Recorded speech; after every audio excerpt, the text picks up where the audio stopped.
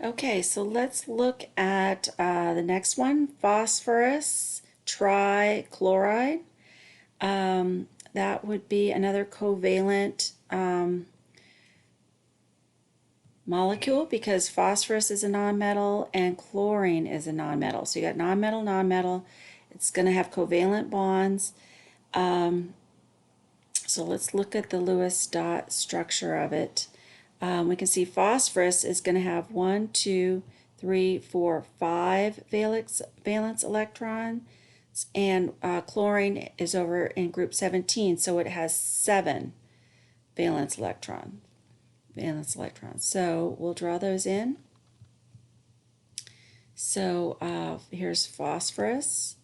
Here's my chlorine, although I actually am going to have 3 chlorines, right? And phosphorus has 5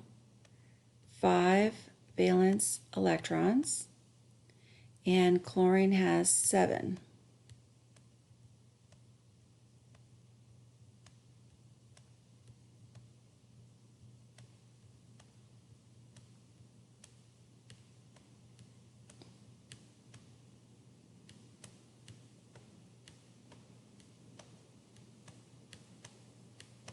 So that means it works out great because phosphorus has these 3 bonding electrons, and chlorine has each chlorine has 1 bonding electrons. So these are going to be your covalent bonds.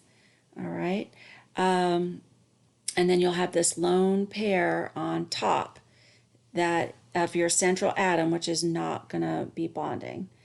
It'll actually repulse these 3 to make it like a pyramid shape as opposed to a trigonal planar. It'll be trigonal pyramidal.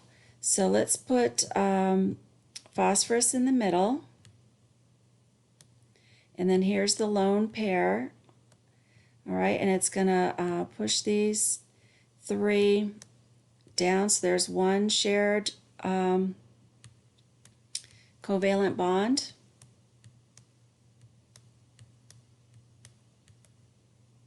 And then here's the other shared covalent bond with this chlorine.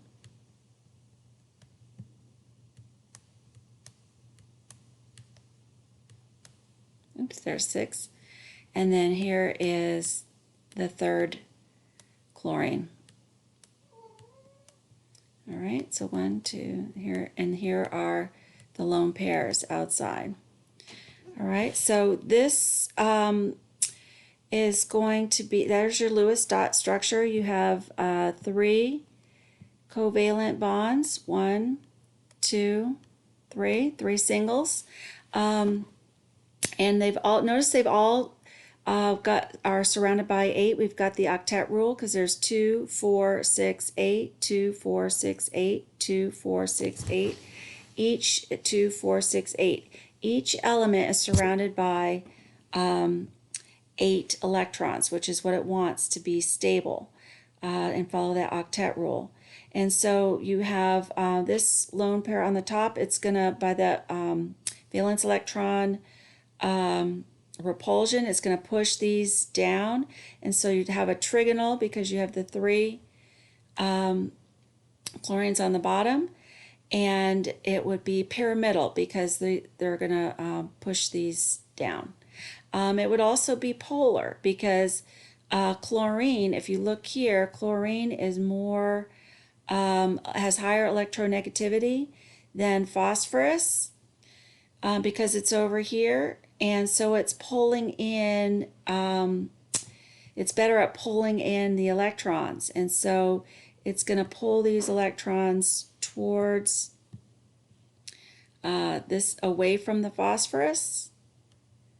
All right, it's going to pull them away a little bit, even though it's sharing them. They're going to be pulled a little bit towards the bottom here, so you'd have a positive side, and this would be more negative. So overall, and it's asymmetrical, so it would be overall a polar molecule.